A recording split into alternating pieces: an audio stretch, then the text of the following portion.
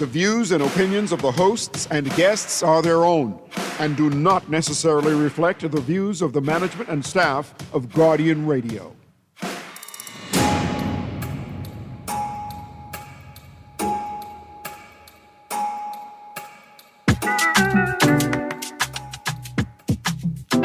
Build a fire and gather round the tree. Fill a glass and maybe come and sing with me.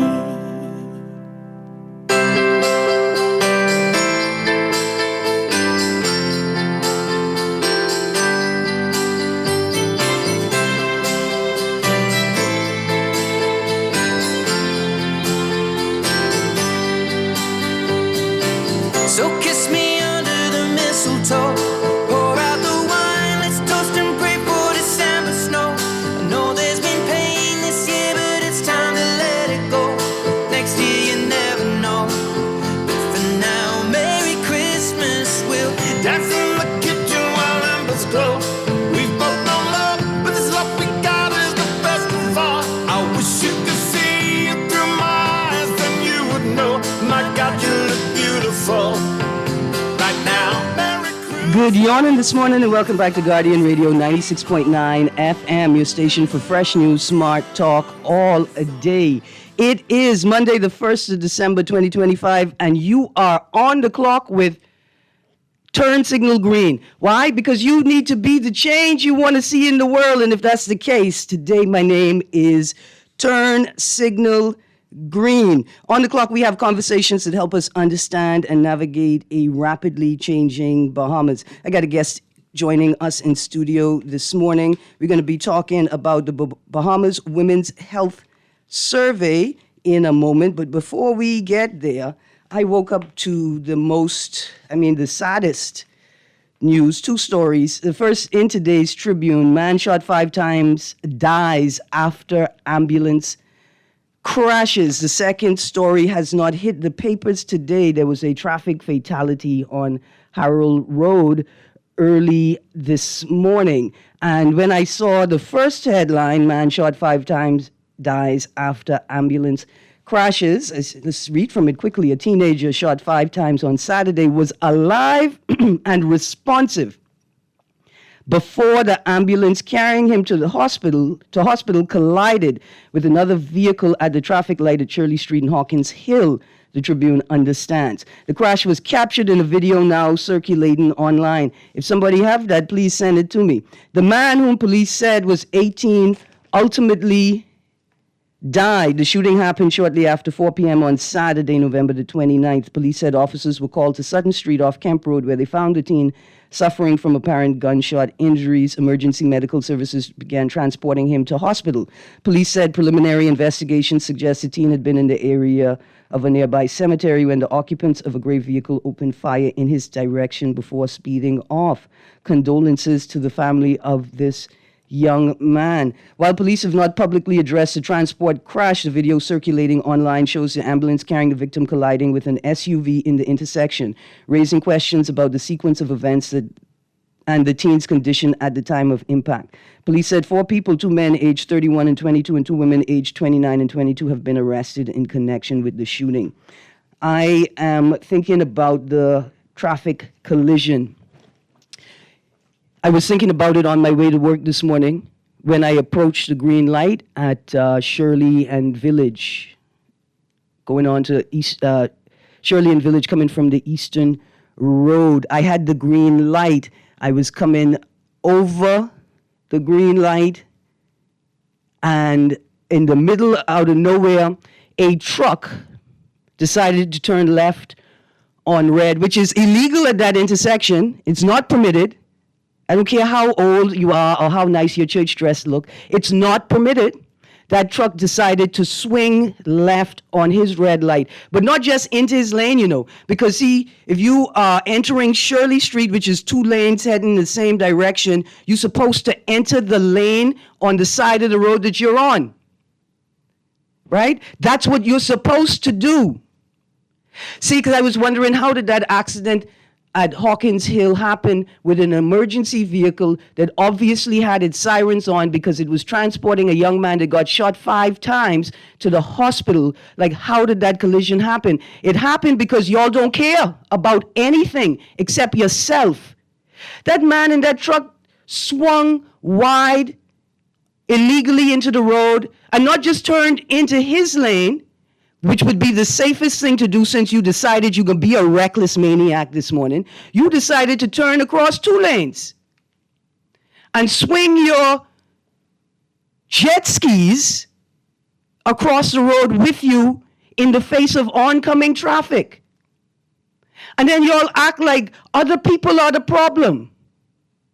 See, from long time, I made this point, and people, you know, when you make a point, it's just a point. It's just a point in law, and then people don't like you because of it.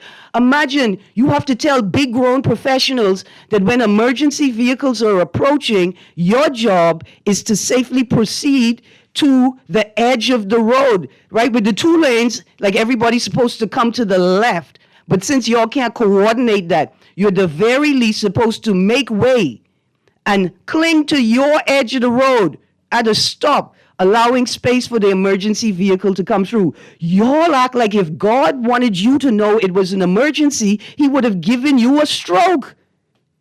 And this is every age of Bahamian. From the 15-year-olds who ain't supposed to be driving to the 85-year-olds who ain't supposed to be driving. Like, y'all have the worst attitude on the road. People have now started stopping their cars in the middle of the road, mad at you that you would dare to blow your horn at them because, God forbid, you don't give them time to decide what they're going to do next. That's a clear indicator that you shouldn't have a license. And I want to say good morning to the patrons of St. Matthew's Anglican Church who continue to park dangerously. I mean, it's an offense, you know, to park like on top of the pedestrian crossing, but that's okay because it's your own parishioners. It's your own people, the disabled and the elderly in your own church. Those are the lives that you're risking. We know you don't care about the transient community, the tourists that may walk from Shirley Street to the new bridge. You don't care about any of that, but what about your own parishioners in your own church? So yeah, I woke up this morning wondering, how did this accident occur, the crash occur at Hawkins and Shirley Street? Given I know the boy them had their sirens on. We know that. And then it only took me 3 minutes on the road this morning to see clearly how accidents like that happen. We can't stay on this point for very long, but I want to just make a quick connection because it's like we tone deaf. We can't hear sirens. We can't hear the things that we're supposed to hear. Headline, Thompson dismisses outdated registry claims. Let me tell you why in this instance I wouldn't dismiss. That's not his own words. The registry claims. Because you see these political parties could mobilize. They could mobilize ants to move the old bridge to where the new bridge is. They could mobilize anything, these political parties. They could mobilize people to come out and support political activities. They're very good at it. They're professional at it. They're experts at it. Why this expertise can't translate into governance, I don't understand, right? But if the political parties said they did the canvassing, they touched the people, I would kind of sit with them and figure out what they mean when they say they only found 5,200 eligible voters, only touched 2,200 people, right? Like, I would ask them, what does that mean? Because if anything, the political parties do well, it's politicking. Governance, not so much. But that politicking, they on that game. Just before we go, last headline, teachers vote for industrial action. We was waiting. We were waiting. I'm not saying I don't trust what the Prime Minister says. I'm not saying that. I just saying I could have told you you'd still be waiting. Anyway, we're going to transition from that point and see my guest is in the Zoom room. Good morning, Ms. Wallace. Good morning. How you doing? I'm doing well. How are you? I am good, thank you. Welcome to 16 Days of Activism Against Agenda-Based Violence. Joining me this morning is Alicia Wallace, founder and executive director of Equality Bahamas. Today, we're going to be talking about some of the events on the calendar of events for Equality Bahamas is 16 Days of Activism Against Gender-Based Violence. We're going to be talking about the Bahamas Women's Health Survey and some data collected in the survey. Good morning, Ms. Wallace. Good morning. How you do? Great to be here. Very happy to be able to have this conversation about the Global 16 Days campaign. We have lots of events lined up over the next week and a little bit, and really looking forward to seeing people come out and engage with us. Absolutely. So, 16 Days of Activism began on November 25th, which is the International Day to eliminate or eradicate violence against women and girls. It ends on December 10th, International Human Rights Day. The global focus this year is on digital violence, but Equality Bahamas' focus this year is reclaiming our rights. Can you speak just briefly to the theme? Yes, every year we have a theme, and we usually put significant focus on femicide. We have been focusing on that over the last few weeks, particularly after the murder of 30-year-old Lauren Saunders. And over the course of the year, we've really been paying attention to the rollback in rights that we're seeing globally, the shift to lots of anti-rights rhetoric, and a lot of negative things that are happening in the Bahamas, in the region. We can look to Trinidad and Tobago and what's happening there, and across the world, and thinking about ways that we could take a positive approach to addressing those issues. And we really landed on taking back our power and reclaiming what is ours, reclaiming what we created, what we have built, and that includes human rights. There was a time that human rights were really celebrated to some extent in the Bahamas, and there was advocacy, there was solidarity across geographic space. We know that the Bahamas is very active in the movement to end apartheid in South Africa, but decades later, there's this sense that human rights are foreign, it's a foreign agenda. So we really want to reclaim that. We want to take back human rights and our orientation to it, a positive orientation to human rights and understanding why they are good for us. And in the process of that, we're also reclaiming our health, we're reclaiming our memory, we're reclaiming our bodies and our stories and narratives around things that have happened to our bodies and happened to us more wholly, right, beyond the physical. Oh, wow. Reclaiming our health and reclaiming our bodies. It made me think of memories, right, of interactions with grandparents, with aunts, with uncles in family island communities where bush medicine, right, was the treatment, right? Like bush medicine was the solution. Bush medicine was the medicine. And how, as we sort of move away from family, move away from indigenous culture, because even though Africans are not indigenous to the Bahamas or to the region, Africans have been here so long, and due to the nature of their arrival, how they arrived here, Africans can claim a degree of indigeneity or indigenousness in this region, right? But to be able to reclaim those memories of bush medicine. Absolutely, reclaiming what we know, what we have known for a long time, and sometimes move away from for various reasons, right? Just the idea that medicine is provided in a bottle with a cap that's hard to take off, or it has to be prescribed by a doctor, and not understanding that before there were these kinds of medicines, a form of pills and capsules and things like that, there was nature, there were the plants that were provided by the earth to help us to heal our own bodies and to take care of our own bodies. And we did a great job of that for a very long time. And those methods are still true. They're still working. It just might be that we're not working them. Yeah, there you go. And so the first event for the 16 days was a session on reclaiming memory with Dr. Nyambi Hall Campbell-Dean, who is the chair of the Bahamas National Reparations Committee, and traveled recently to London with the CARICOM reparations team. to present their position to the Crown on reparations. Yes, and that session was very interesting to hear Dr. Nyambi Hall Campbell Dean in conversation with Keisha Ellis, who's also a part of the Bahamas National Reparations Committee. And a And lecturer at the university. yes, in political science. And hearing about the ways that they have been thinking about memory and how we have lost memory, lost ways of knowing, and how we can get that back. And that is by really recognizing our own knowing, our inner knowing. It is talking to people who are older than us, our parents, our grandparents. Some of us still have great grandparents we can talk to about what they experienced and what they learned along the way and what they struggled with and how they managed to overcome.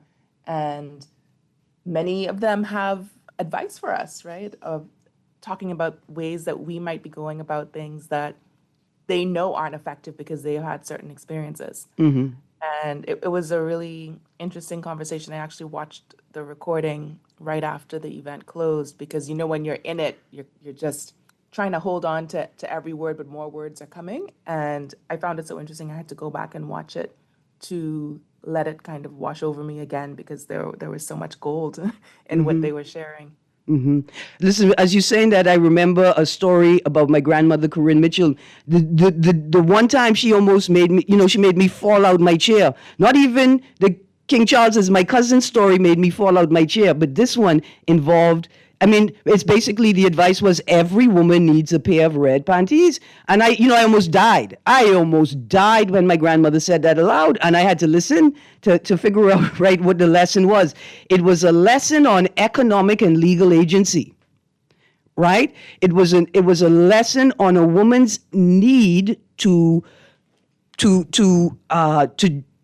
create, to maintain, and to use economic and legal agency in the face of it's the language I'm going to use, in the face of predatory structural systems like banks and legal systems, that sometimes you got to be prepared to raise the red flag on them, right? Like sometimes talking to your family, they got lessons for you, right? But sometimes respectability politics prevents them from telling them. But so the first event was Reclaiming Memory. The second event was a screening of Two-Face, Gender Inequality in the Bahamas, that occurred on Thursday evening at NAGB. And the next event on the calendar?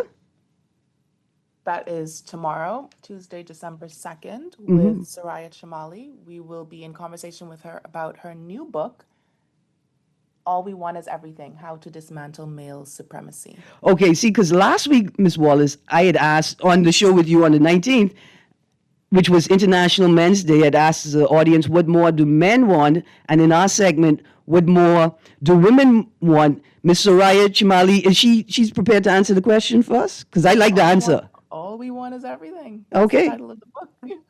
So let's explore the title, the book just for a second, just very briefly, not giving too much away. Well, Shamali is a feminist, journalist, activist, and has been thinking about gender-based violence for a long time. She has been thinking about gender inequality and writing about it very often, very frequently online. She has written several books. The first book is Rage Becomes Her, where she really explored anger and the ways that anger is allowed for some people, largely men, and not allowed for others, like women, and what the power of our rage is. Then her second book that was published last year was The Resilience Myth. Really, really interesting book that looks at resilience in a different way from we normally talk about it. Yeah. So taking it beyond that idea of individuals having to be strong and having to withstand so much and being able to endure, shifting that to resilience really being about community and being able to lean on one another and call for help, answer other people's calls for help, and be willing to ask for and accept help. And she really used a number of case studies, including Hurricane Dorian, to show that women typically have higher or stronger resilience, and it's because women are better at building community and being there for one another and giving and accepting help. And now in this book, All We Want Is Everything, she is looking at this form of oppression, this gender-based oppression, and this quote unquote supremacy of men, people who are male, as a driver of every other form of oppression.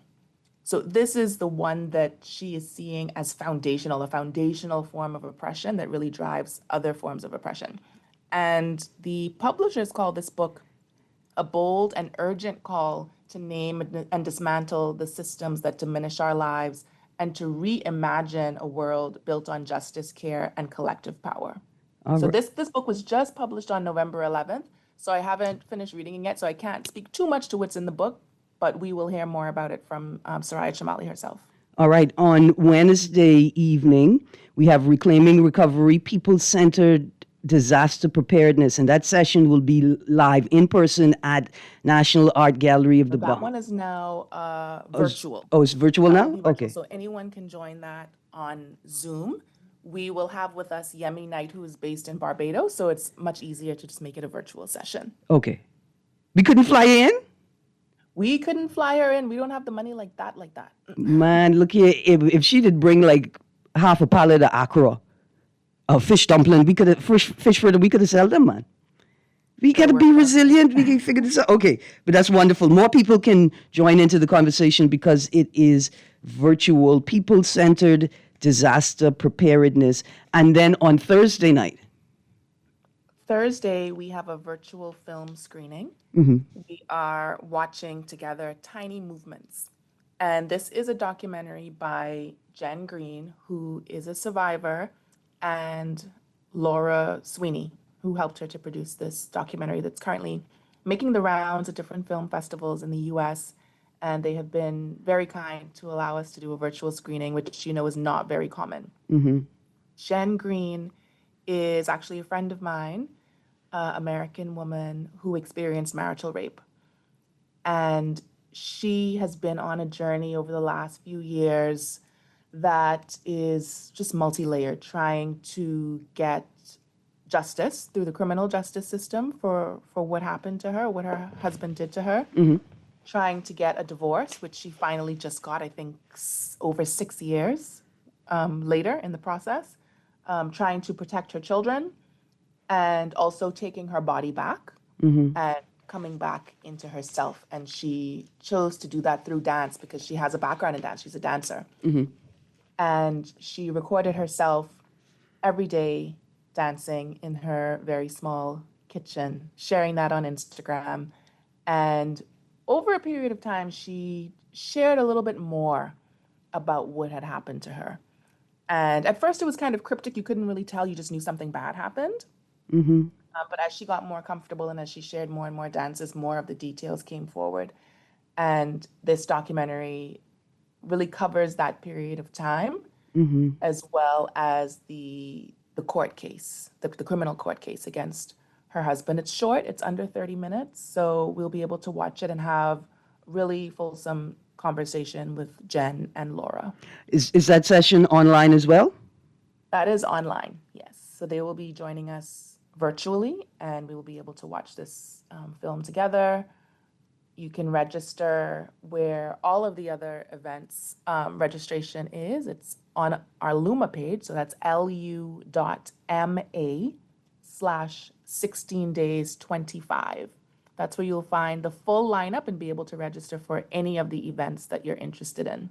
Absolutely. And this weekend on Saturday, there's a workshop. There are 3 events scheduled, I think, for this Saturday coming up. Yes, we start with an in-person session at Poinciana Paper Press, and the other 2 are virtual. If you come to the in-person at Poinciana Paper Press, we welcome you to just hang out with us and tune into the virtual ones together.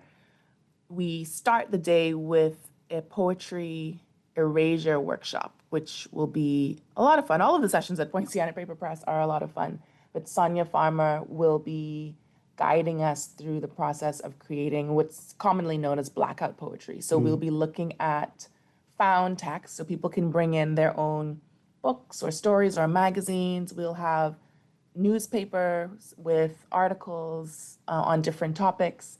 And basically, we will look at the text that exists and then use a marker or a pen to mark out some words and phrases. And the words that are left would form our new poem. So it's a sort of different way of creating poetry. I think it's really interesting. I think it might be a lot of fun, especially for people who might be afraid of the blank page. You don't have to start with just that blank page. You have some words there to work with. Let me say to the listening audience right now, trust me when I tell you that Ponciana Paper Press workshops are the best workshops. I mean, the best work. You come out of there having made something unique and different, that something you've never made before. It's always an awesome time. Ms. Wallace, I got some calls lighting up the board. Let's take this call, then we're going to go to a break. When we come back from the break, we're going to look at some data from the Bahamas Women's Health Survey. Good morning, caller. Hey, morning, Miss Greene. Your guest, how you doing? Hey, good, thank you. How are you? Hey, man. Boy, remember the good old days when sorosy and warm ginger ale could cure anything? Yeah, Oh, buddy. yeah, that was the good old days. Yeah, you know ginger ale could cure stupidity, you know. I telling you, but you know what, ginger ale still could cure stupidity. It's just that they don't be gingering the ginger ale the way they used to back then. Boy, the good old days. All right, then. In fact, I know I'm sure most people don't know that hundreds, if not thousands, of antibiotics and medicines and medical treatments or pharmaceutical treatments are derived from ginger. Hundreds, if not thousands. Also, let me give you all some advice. Bejarina, Cerasee, and aloe. They three good friends. They either could be alone or they could be all together. You take them one at a time or three at a time. But talk to your doctor before you take them. Talk to your doctor before you drink bush medicine, because it's real medicine and it could interact poorly with the other medications that you take in. Treat it like a medicine. Talk to your doctor before you consume it. Why? Because hundreds and hundreds of pharmaceutical solutions are being derived from the things we call bush medicine every day. You're on the clock with Turn Signal Green. Be the change you want to see in the world. We go into a break. We'll be right back. Gentlemen, let nothing you dismay. Remember Christ our Savior was born on Christmas Day to save us all from Satan's power when we were gone astray. Oh, tidings of comfort and joy, comfort and joy. Oh, tidings of comfort and joy.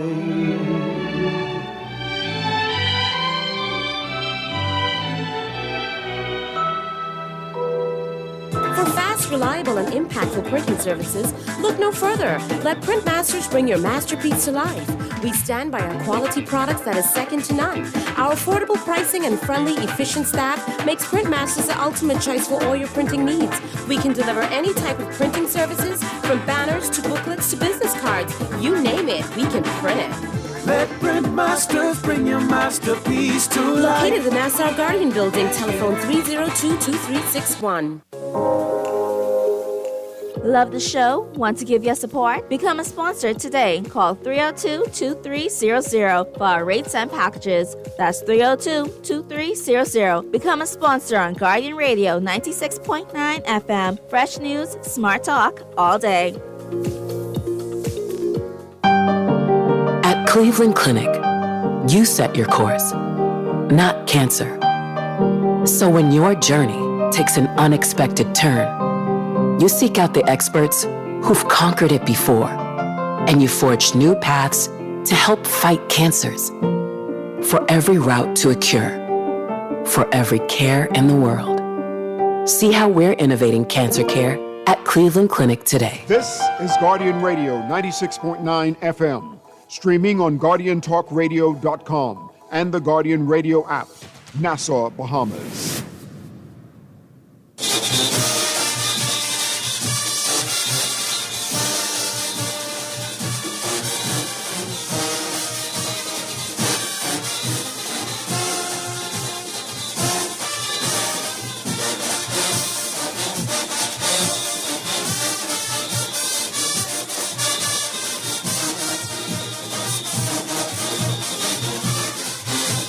Morning and welcome back to On the Clock with Turn Signal Greene. Okay, I've got a quick note about Montague Beach closure. I think best of the best, some big event is coming up. I think because you know why? I don't have to know. I don't have to know what event is coming up at Montague Beach. You know what has to happen? Public notice of closures of public spaces, whether temporary, partial, or just a slight change in schedule of opening. These things must be given to the public. I don't need to know when best of the best is. You'd like me to know. You'd like me to be a part of your marketing campaign so it'll be a success. But you're supposed to tell me. You're supposed to make sure I can't do anything but know. I bring this notice, I'm going to talk about it a little later, from patrons of the public beach who could not access it at their regularly scheduled times this morning. But we're going to get back to that. All right. Good morning, Ms. Wallace. I see I got another call on the line. Let's take this caller, and then we're going to get into data from the Bahamas Women's Health Survey. Good morning, caller. Hey, good morning, Miss Greene. How you doing? I'm good, thank you. Miss Greene, you got a pen? You want to write this down for me, please? I need you to follow up on this for me, please. I got a pen. Guin. EA. Guinea? Right. You mean you're talking about the coup in Guinea this week? No, no. Okay, we're talking about Guinea. This is the Guinea hen plan and its benefit. All right, Guinea hen plan. I got you. Man, Miss Greene, listen to me. That's an awesome plan.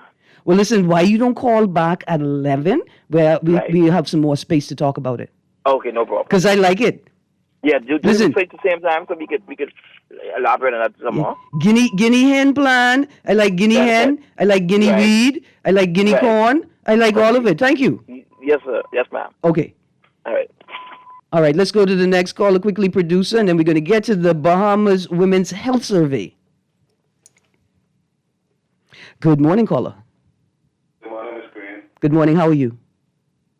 As usual, grateful to be alive. This is good. Good morning Blessings. to you, Ms. Wallace. Yes, sir. Ms. Greene. Yes, sir. Ms. Greene? I'm here. I hear you. What is the topic?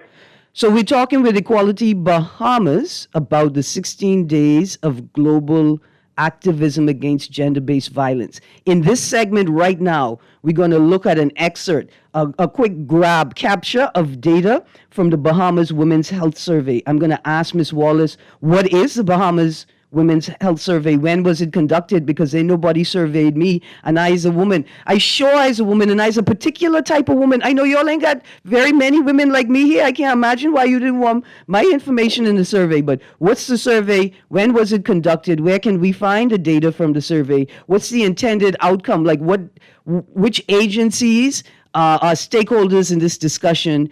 And we're going to delve into some of the data.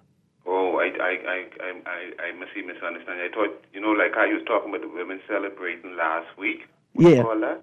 You mean National Women's Week? Yeah, I thought you was connecting it with this. All of that is connected. All of that is connected. On TV, I hearing, I can't see, but I hearing where they celebrating either the Governor General or assistant. I think I hear one with the Commissioner of Police also. That's happening. You hear that on the TV right now? No, not right now. I mean, I didn't want to say sadness, but through the week. Yeah. All the week they was playing it. And I started thinking over the weekend. I said, see, just now you just pointed out that you was a woman, right? Uh-huh. They didn't ask you. So I was wondering, like, you're a special kind of woman. I call you a bold woman, right? Yeah. And I wonder if ain't everyone bold like you to say, like, your lifestyle and all of that. And I know it should not be important, but would they think about, because you have something to offer also, just like the other ladies, like a Governor General or anyone that you're smart too. You mightn't be being around like long as them. But and wear dress as well as them. I may not. You have something to offer. So can we expect a person like Erin Greene to be celebrated as a female? No, when we talk about, and she might say, I mean, she says she's gay or lesbian, but should that stop her from being celebrated? And when am I going to hear, what you said the name of this group is? Equality Bahamas? Yes. Do they? Did I miss it? we have John Quill Jones representing the Bahamas, right? Everyone mightn't agree with whatsoever her choices is, right? But she's representing Bahamas. So is Equality Bahamas, like, from the time she been doing these things represented, do they gather around and celebrate, or should we expect it in the future, or maybe I just miss it and you're being doing it? I'll hang up and listen. All right. Now, listen, when I say as a special kind of woman, okay, when you said, Papa, like, can we expect that kind of woman to be celebrated? See, that's the important part. It doesn't matter whether you celebrate me or not. What matters is that you allow young people to imagine that they could be different and still be celebrated for the contributions they make to their country.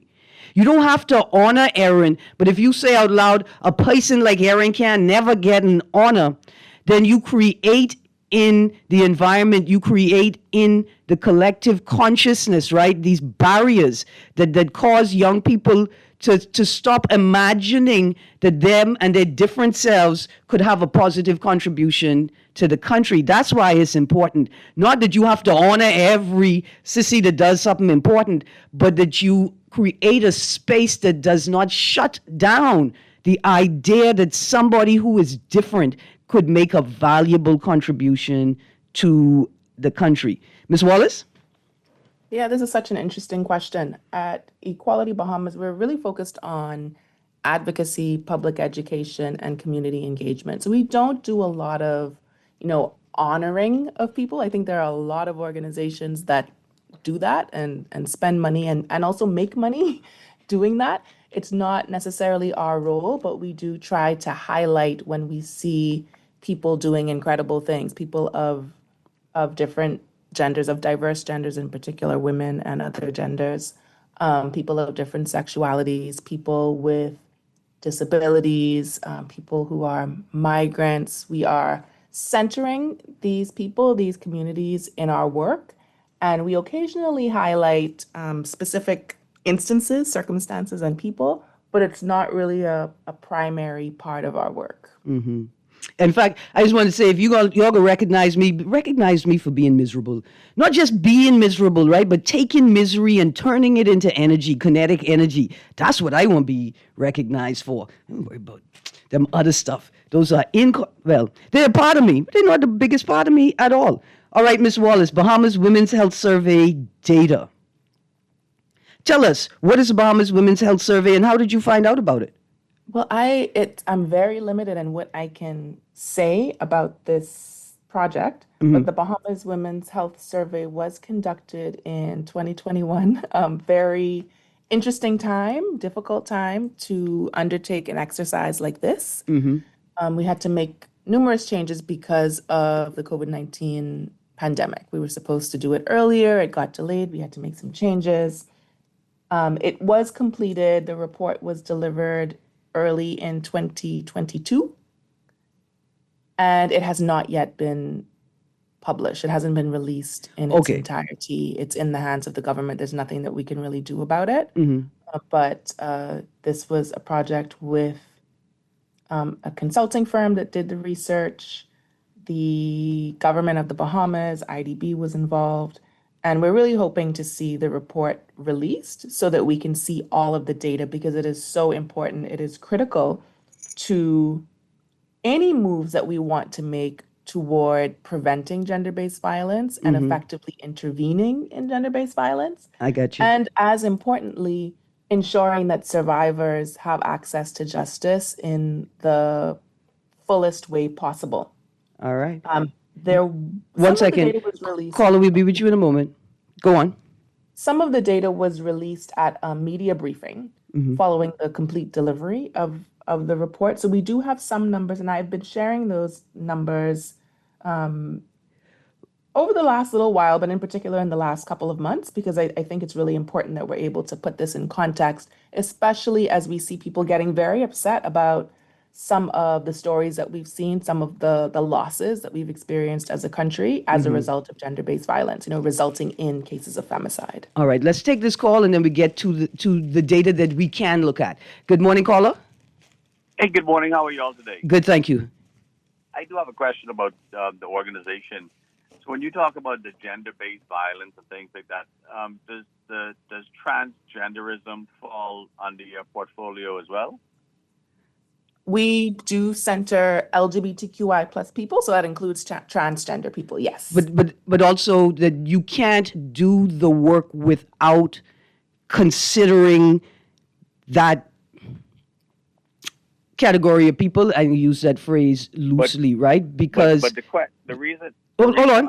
Let me just say. Sorry, go ahead. Yeah, go ahead. Because what gender-based violence is about it's about the describing or the describing of behavior, the policing of the behavior of a particular gender. And so I want to say that it's, when you say, is that a part of your work, it's a part of the work. And anybody who's doing gender-based violence has to, at some point, sort of interact with that grouping of people. Yeah, no, I understand. But the reason I'm asking is because I find, across the globe now, it seems like there's a lot of these organizations that and I'm not saying this one in particular, but there's a lot of these organizations that talk about, women's rights and all of these different things, but they kind of mask it to a degree, because then they push this transgenderism type of thing. And the only reason I say that is like, if you look at some of these liberal cities and towns across the world, for example, where they will celebrate a transgender woman and pick them for, say, Woman of the Year when it's a transgender woman. And you have people nowadays that talk about, men being able to have a baby, and it seems like this agenda is being pushed everywhere now. It's in the Caribbean, it's in different areas. And my point is I just want to find how far you guys are pushing that throughout this, I guess, in this particular organization that you're working with.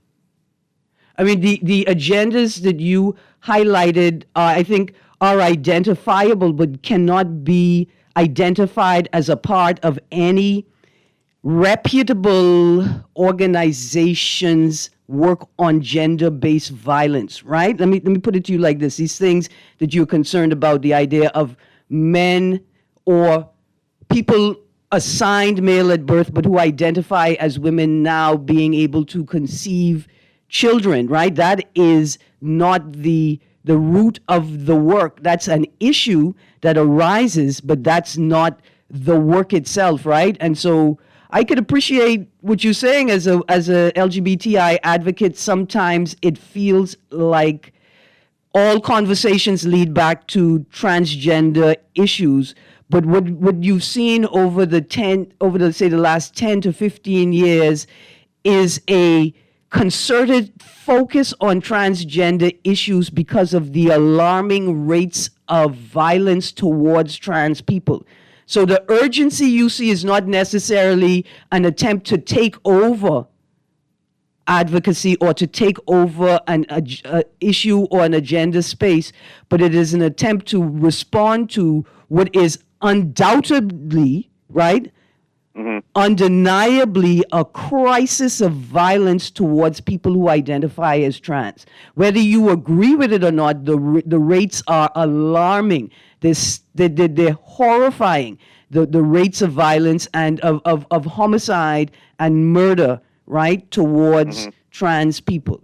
And so that's where the energy comes from, not necessarily an attempt to take over women's issues, right, but out of an urgency to find a response to just troubling violence. I mean, the rates are in this. No, and I'm sure. I mean, like I said, that's something that has to be addressed for sure. But I think that a large part of the issue is I feel like some of these organizations. Again, I'm not talking about this particular organization because I don't know much about this one, but I feel like a lot of the effort is it's almost like some of this stuff is masked. And I'm surprised you don't hear more of a cry from women trying to protect their space. I mean, the men's space, we don't have that issue, but on the ladies' side, I feel like that transgender movement is really attacking that woman's space, man. I mean, you have women and you have men in sports now, and you have they can have children. And let me respond to that. No, let me respond to that. So. the first thing is that it can appear that way, right? That the space is being taken over.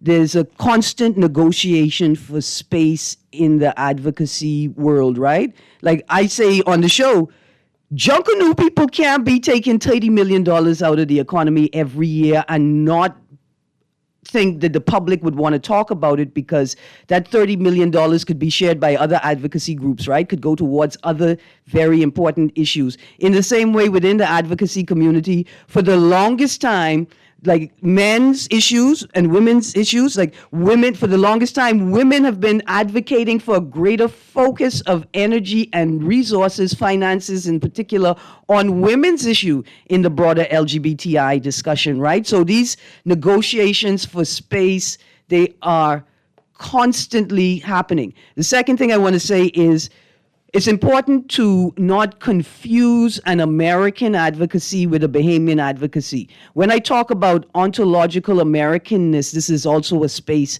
that it operates in. Sometimes we are so consumed by American language, American media, American culture that we forget we're not American.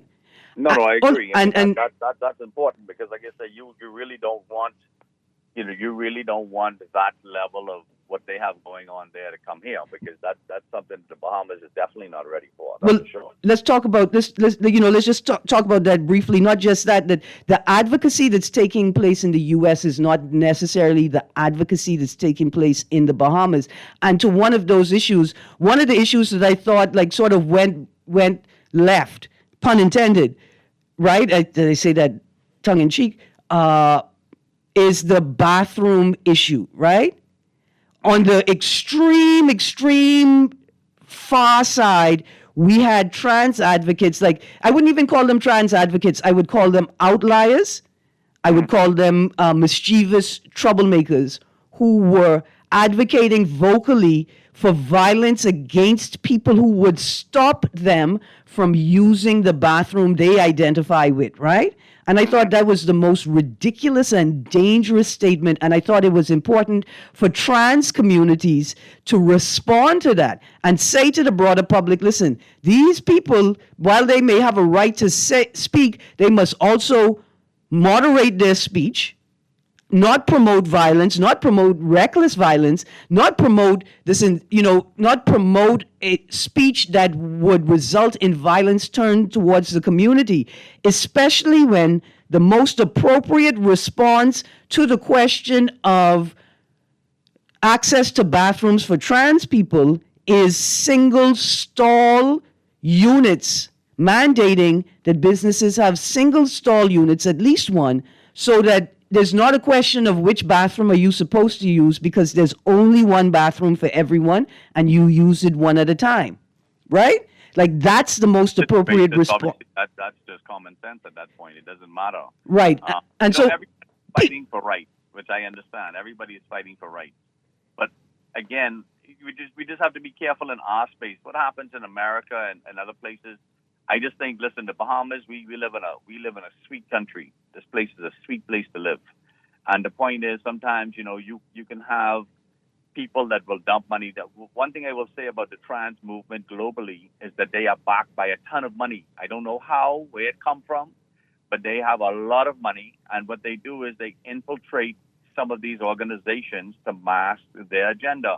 And when I hear things like this that pop up, and especially when they talk about, they use the word gender and they use this and that, a lot of times they receive money from these places that are pushing a very dark narrative, and I hope that doesn't come to our country. That's all I'm saying. I get you. That's why all of these mechanisms, the mechanisms that we expect the state to operate, like the disclosures and the transparency mechanisms and KYC, know your customer, where is this money coming from, right? They're important across the board in business, right? In national development and in advocacy. That's why they created the NPO Act, right? The Nonprofit Organization Act. A part of that is ensuring that the funds that are being received by these organizations are not coming from a nefarious network. Ms. Wallace. Yes, I have to say that gender is a social construct. We just have to remind everyone this is a social construct. It's something that we made up. And at Equality Bahamas, we center women and LGBTQI plus people. We focus on gender diverse people, and we do not see different sets of rights or rights for different groups of people as competing.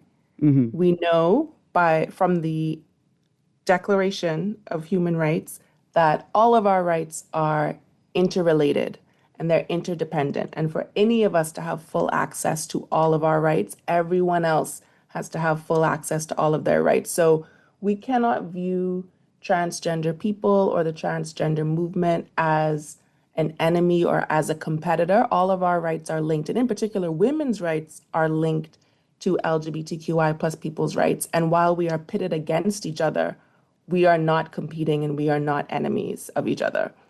So at Equality Bahamas, we are pro-lesbian, pro-gay, pro-bisexual, pro-transgender, which means we don't only quietly support these groups of people or these communities, but we are actively and intentionally affirming their humanity, not just in our words, but through our work and the way that we do our work. Absolutely, Ms. Wallace. We are all out of time. I have a text here that says, explain how gender can be a social construct. Well, sex is biological assignment, is the sex you assigned at birth. And then gender is how you construct your expression of your sex, right? Here's the thing. I'd love to have a full conversation. That's what I'm about to say. About gender, and maybe we can have a session, maybe we can do a show. To really delve into it, because it's not a 5 or a 10-minute conversation. Absolutely. Tomorrow on the Clock, we're going to be talking about the Cambridge Dictionary Word of the Year, parasocial, populism, celebrity culture, and personality politics. So we're going to be exploring another set of words tomorrow, but we have to get into this. Not just that, listen. June 2026 marks the 10th anniversary of the gender equality referendum.